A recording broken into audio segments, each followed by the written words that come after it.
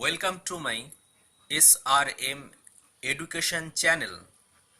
প্রিয় ছাত্রছাত্রীরা, আজকে তোমাদের জন্য একটি খুবই সুন্দর গ্রামাটিক্যাল ডিভাইস নিয়ে এসেছি।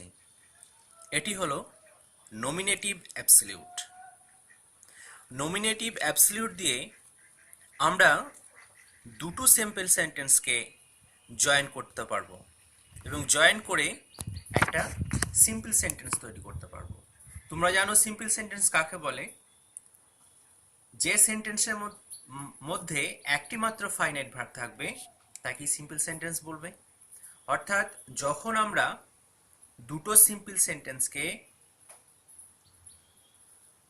জয়েন করে একটা সিম্পল সেন্টেন্স তৈরি হবে, সেটাই হবে সিম্পল সেন্টেন্স। আজকে আমরা শিখব নমিনেটিভ অ্যাবসলিউট ব্যবহার করে কিভাবে দুটো সেন্টেন্সকে যুক্ত করে একটা সিম্পল সেন্টেন্স তৈরি করা হয়। দেখা যাক। দেখো, প্রথমে আমি লিখেছি কন্ডিশনের জায়গায় ডিফারেন্ট সাবজেক্ট।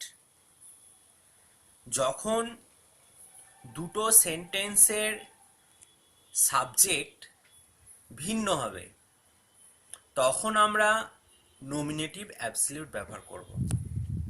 আর যদি দুটো সেন্টেন্সের সাবজেক্ট একই হয় তাহলে সেক্ষেত্রে আমরা পার্টিসিপল ব্যবহার করে সিম্পল সেন্টেন্স তৈরি করতে পারি।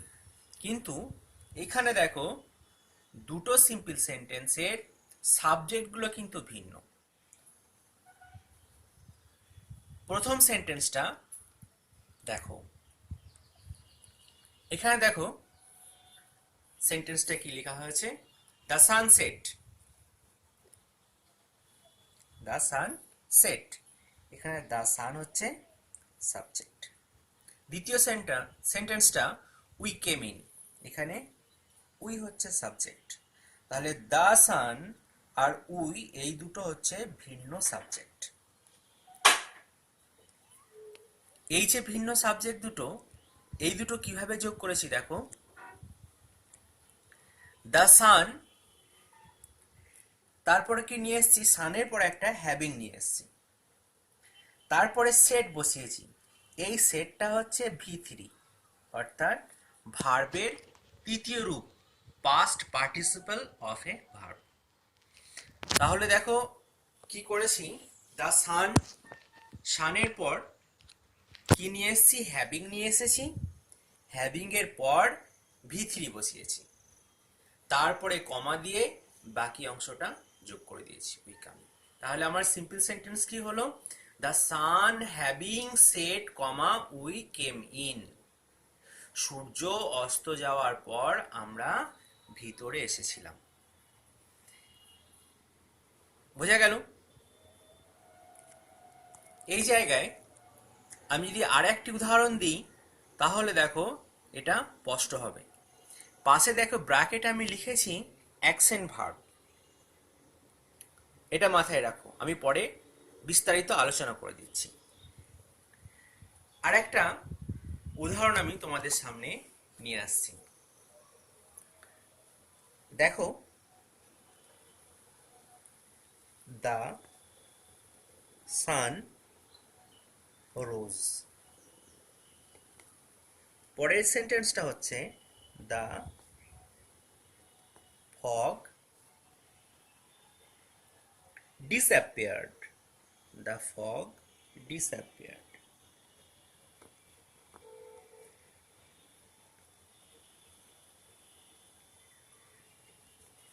দেখো দুটো সেন্টেন্স, প্রথম দুটো, যে প্রথম সেন্টেন্সটা দেখো এখানে কি দ্য সান হচ্ছে সাবজেক্ট, এখানে দ্য ফগ সাবজেক্ট।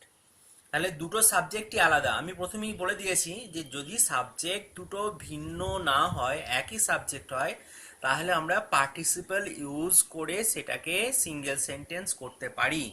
কিন্তু এখানে দেখো সাবজেক্ট দুটো ভিন্ন, সেই জন্য আমি কি করছি, নমিনেটিভ অ্যাবসলিউট ইউজ করে আমি সিম্পল সেন্টেন্স তৈরি করছি।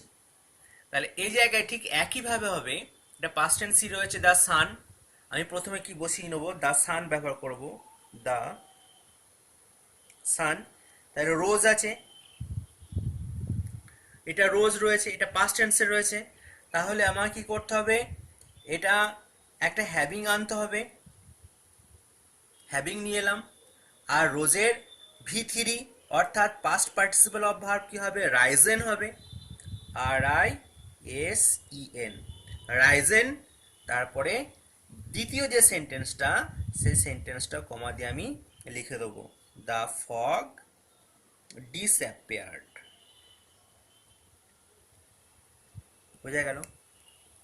বুঝতে পারলে? The fog disappeared. তাহলে আমি দুটো সিম্পল সেন্টেন্সকে কি করলাম, নমিনেটিভ অ্যাবসলিউট যোগ করে আমি কি করলাম, সেটাকে একটা সিম্পল সেন্টেন্স করলাম। এটা কি হয়েছে অ্যাকশন ভার্বের ক্ষেত্রে। অ্যাকশন ভার্বের ক্ষেত্রে আমি কি যোগ করছি, অ্যাকশন ভার্বের ক্ষেত্রে যোগ করছি যে প্রথমে সাবজেক্টের পর কি বসাচ্ছি, হ্যাভিং বসাচ্ছি, তারপরে V3 বসাচ্ছি, তারপরে দ্বিতীয় সেন্টেন্সটা কমা দিয়ে লিখে দিচ্ছি। এটা হলো তোমার একটা নিয়ম। দ্বিতীয় নিয়মে চলে এসো। এখানে দেখো কি রয়েছে, যে ইট ওয়াজ এ হলিডে, এটা ছিল একটা ছুটির দিন, we went out for a picnic, আমরা পিকনিকের জন্য বার হয়ে গেছিলাম। এখানে দেখো বি ভার্ব, তাহলে আগেরটা লক্ষ্য করো, আমি অ্যাকশন ভার্বের ক্ষেত্রে আমি কি নিয়ে এসেছি, হ্যাভিং নিয়ে এসেছি, আর তার সঙ্গে V3 নিয়ে এসেছি। বি ভার্বের ক্ষেত্রে আমি কি নিয়ে আসছি, দেখো এখানে কি ব্যবহার করেছি, বিইং, বিইং ব্যবহার করছি। বুঝতে পারলে? বি ভার্বের ক্ষেত্রে আমি বিইং ব্যবহার করছি, তারপরে আমি বাকি অংশটা বসিয়ে দিচ্ছি দ্বিতীয় সেন্টেন্সে। তাহলে দেখো ইট বিইং এ হলিডে, এটাটি ছুটির দিন হওয়ার জন্য, ছুটির দিন হয়ে আমরা কি করেছিলাম, we went out for a picnic. দ্বিতীয় সেন্টেন্সটা পুরো আমি বসিয়ে দিয়েছি। তাহলে এখানে ওয়াজটা কি ভার্ব, বি ভার্ব। তাহলে এই বি ভার্ব থাকার জন্য আমি এখানে কি বসেছি, বিইংটাকে ব্যবহার করেছি। তাহলে একটা নিয়ম, যদি অ্যাকশন ভার্ব হয়, যদি অ্যাকশন ভার্ব হয় সেখানে কি বসাবো, অ্যাকশন ভার্ব হলে আমি অবশ্যই বসাবো হ্যাভিং প্লাস V3। অ্যাকশনটা ভার্বটা হলে কি বসাবো, হ্যাভিং প্লাস V3। আর বি ভার্ব হলে আমি কি বসাবো, বি ভার্বের ক্ষেত্রে আমি বিইং বসাবো, বসিয়ে ভার্বের জায়গায়, বি ভার্বের জায়গায় কি বসাবো, আমি বিইং বসাবো। বি ভার্বের জায়গায় বিইং বসিয়ে আমি এটা একটা বাকি অংশটা বসিয়ে কমা দিয়ে দ্বিতীয় অংশটা বসানোর পর আমি এটাকে সিম্পল সেন্টেন্স তৈরি করতে পারবো। তৃতীয় নিয়মটা চলে এসো। তৃতীয় নিয়ম দেখো, এটা হচ্ছে, এই নিয়মটা কি বলেছি, এই জায়গায় দেখো অ্যাকশন ভার্ব যদি প্যাসিভ হয়, অ্যাকশন ভার্বটা যদি প্যাসিভ ফর্মে থাকে, অ্যাকশন ভার্বটা যদি প্যাসিভ ফর্মে থাকে, তখন আমি কি করব, সেন্টেন্সটা ভালো করে লক্ষ্য করো। The lockdown was call of, lockdown ডাকা হয়েছিল। দ্য ওয়ার্কার রিজিউমড ওয়ার্ক, শ্রমিকরা তাদের কাজ বন্ধ করে দিয়েছিল। তাহলে এখানে দেখো ওয়াজ কল্ড, এটা প্যাসিভ ফর্ম, ওয়াজ হচ্ছে বি ভার্ব, কল্ড হচ্ছে V3 অর্থাৎ পাস্ট পার্টিসিপল অফ ভার্ব। তাহলে দেখো এখানে কি করেছি, প্রথমে যে সাবজেক্ট ছিল সেই সাবজেক্টটা বসিয়েছি, বসানোর পর কি বসি, হ্যাভিং আর বিন। প্যাসিভ ফর্মের জন্য আমাকে দুটো জিনিস নিয়ে আসতে হয়েছে, সেটা একটা হচ্ছে হ্যাভিং আর একটা হচ্ছে বিন। তারপরে যেটা V3 ছিল কল্ড অফ, সেটা বসিয়ে দিয়েছি, তারপরে কমা দিয়েছি, তারপরে কি করেছি, ওয়ার্কার্স রিজিউমড ওয়ার্ক। বুঝতে পারলে? তাহলে নমিনেটিভ অ্যাবসলিউট করতে গেলে আমাকে তিনটে নিয়মে করতে হচ্ছে। যদি অ্যাকশন ভার্ব থাকে তাহলে সাবজেক্টের পর হ্যাভিং প্লাস V3 বসাবো, যে ভার্ব থাকবে, এই ধরো এই সেট ভার্বটা, সেট ভার্বটা আমি V3 ব্যবহার করেছি। তাহলে অ্যাকশন ভার্ব থাকলে হ্যাভিং প্লাস V3, প্রথম ভার্বের যে ভার্ব থাকবে তার পাস্ট পার্টিসিপল রূপ হবে, দিয়ে কমা হবে, বাকি অংশটা বসে যাবে। বি ভার্ব যদি থাকে তাহলে দেখো কি করব, ওয়াজের জায়গায় এখানে বিইং, এখানে যদি ইজ বা এম বা আর যদি থাকতো তাহলে আমাকে কি করতে হতো, অবশ্যই বিইং বসিয়ে করতে হতো। বিইং বসাবো ভার্বের জায়গায়, তারপরে যেটা আছে সেই অংশটা বসাবো। দেখো এখানে এই হলিডে আছে, সেই অংশটা বসিয়েছি, তারপরে কমা দিয়েছি, তারপরে আমি লিখে দিয়েছি we went out for a picnic. বোঝা গেল? তৃতীয় নিয়মটা হচ্ছে যে যদি অ্যাকশন ভার্বটা প্যাসিভ ফর্মে থাকে, এখান থেকে অ্যাকশন ভার্ব, এই যে অ্যাকশন ভার্ব ওয়াজ কল্ড, এই যে কল্ড, এই কলটা কি হিসেবে আছে? প্যাসিভ আছে। যেহেতু আগে একটা বি ভার্ব বসানো হয়েছে, তাহলে অ্যাকশন ভার্ব যদি প্যাসিভ হয় বা প্যাসিভ হলে তখন আমি কি ব্যবহার করব? হ্যাভিং বিনটা ইউজ করব। তারপরে ভি থ্রিটা বসে যাবে, এটা ভি থ্রি বসে গেল। ভি থ্রি বসে যাওয়ার পর কমা দিয়ে বাকি অংশটা বসে গেল। এখানে চলে এসো, দেখো আমি একটা সামারাইজ করে দিয়েছি। তাহলে অ্যাকশন ভার্বের ক্ষেত্রে কি বসবে? অ্যাকশন ভার্বের ক্ষেত্রে প্রথমে হ্যাভিং বসবে, প্রথম সেন্টেন্সটার সাবজেক্টের পরই হ্যাভিং বসবে। তারপর যে ভার্ব আছে, এখানে দেখো সেট ভার্ব ছিল, সেট ভার্ব, অর্থাৎ সেট ভার্বের জায়গায় এখানে ভি থ্রিটা বসেছে, তাই এখানে সেট, এখানে দেখো ভি থ্রি বসে গেছে, তাহলে having plus V three. Be ভার্বের ক্ষেত্রে বিইং হবে, আর অ্যাকশন ভার্বটি প্যাসিভ হলে সেখানে কি হবে?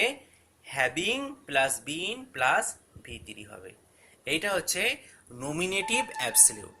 নমিনেটিভ অ্যাবসলিউট মানে পৃথক কর্তা, যদি কর্তা দুটো পৃথক হয়, অর্থাৎ সাবজেক্ট যদি আলাদা আলাদা হয়, তাহলে আমি নমিনেটিভ অ্যাবসলিউট ব্যবহার করে একটা দুটো বাক্যকে জয়েন করে একটা সিম্পল সেন্টেন্স করতে পারি।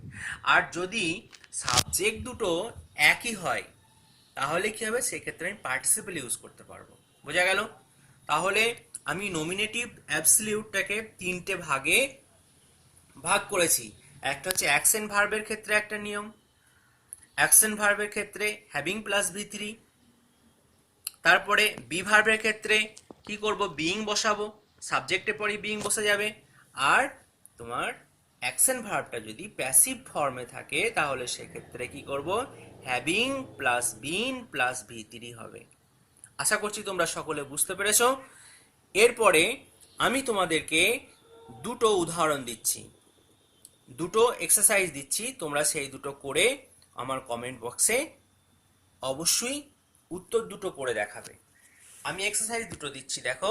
একটা হচ্ছে the rain fell, the crops revived. Crops মানে শস্য আর কি, আবার বেঁচে উঠেছিল শস্যগুলো বা গজিয়েছিল, শস্যগুলো জন্মেছিল, বৃষ্টি হওয়ার ফলে শস্যগুলো জন্মেছিল। তাহলে এখানে ফেলটা কি? দেখো কি ভার্ব, ফেলটা কি ভার্ব? রেন তো জানো এটা একটা সাবজেক্ট, রেন হচ্ছে বৃষ্টি, দ্য রেন এটা বৃষ্টি। ফেলটা একটা ভার্ব, এটা কি ভার্ব? এটা অ্যাকশন ভার্ব। ঠিক আছে, তাহলে এটা অ্যাকশন ভার্বের নিয়মে পড়বে। বুঝতে অ্যাকশন ভার্বের নিয়মে জানো তোমরা, আমি আগে দেখিয়ে দিয়েছি। দেখো অ্যাকশন ভার্বের ক্ষেত্রে কি নিয়ম। তারপরে দেখো পর দ্বিতীয় সেন্টেন্সটা কি আছে? ইট ওয়াজ ভেরি হট। ওয়াজটা কি ভার্ব? ওয়াজটা কি ভার্ব? নিশ্চয়ই বি ভার্ব। তাহলে বি ভার্বের নিয়মে পড়বে। প্রথমে সাবজেক্ট বসে যাবে, তারপর যেটা বসবে আগে আমি বলে দিই, যেটা আলোচনা করলাম, তোমরা নিশ্চয়ই বুঝতে পারছো। তাহলে এই যে উদাহরণ দুটো আমি উদাহরণ বলছি, এক্সারসাইজ দুটো দিলাম, সেই দুটো তোমরা করে কমেন্ট বক্সে আমাকে উত্তরটা তোমরা জানাবে। আশা করছি তোমরা নমিনেটিভ অ্যাবসলিউট বুঝতে পেরেছো। যদি না বুঝতে পারো, যদি কিছু অসুবিধা হয়, আমার কমেন্ট বক্সে তোমরা অবশ্যই লিখবে এবং কমেন্ট করবে। আর যদি এই ভিডিওটা তোমাদের এতটুকু উপকারে লেগে থাকে, যদি কিছু শিখতে পারো, তাহলে অবশ্যই একটা লাইক দেবে। আর আমার এই চ্যানেলটাকে তোমরা অবশ্যই সাবস্ক্রাইব করবে এবং পাশে যে বেল আইকনটা আছে সেটা প্রেস করবে, যাতে করে তোমরা আমার আরও আপডেটেড ভিডিওগুলো পেয়ে যাবে। আর অবশ্যই তুমি তোমার ফ্রেন্ডসদের সঙ্গে, বন্ধুদের সঙ্গে আমার এই চ্যানেলটাকে শেয়ার করবে। Thank you for watching my video.